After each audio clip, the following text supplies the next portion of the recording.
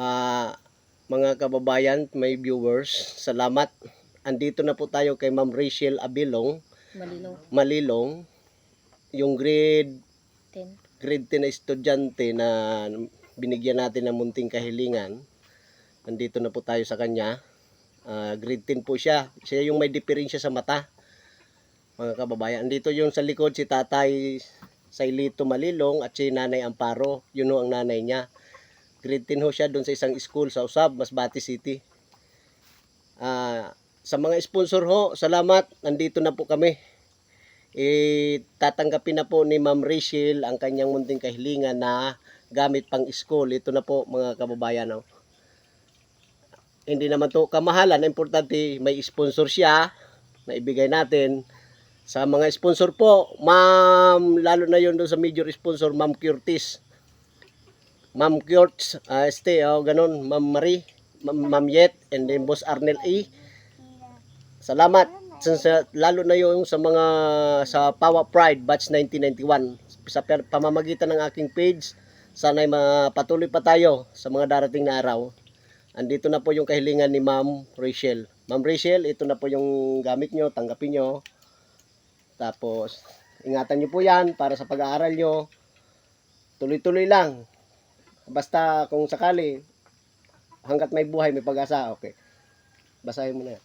Sa lahat po na nag-sponsor sa aking sa munting gamit pang eskwela, Ma'am Yet Kigibilagin, sa Sir Arnel A. Boss, salamat, at kay Ma'am Maris Courts, salamat sa Power Pride Batch 1991, salamat sa inyo, salamat, at kay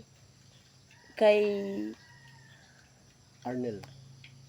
Kuya Renato. Leonardo sa FB page niya. Salamat po. Ito na po mga kabayan, once again, Ma'am Rachel, mag-ingat po kayo, naway pagpalain ka. Pasensya ka na. Ang importante, may natupad ang aking munting kahilingan sa iyo.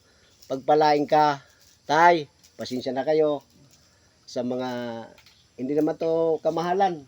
Ang importante na yung gamit ni ate makakuha na siya sa kanya munting pag-aaral.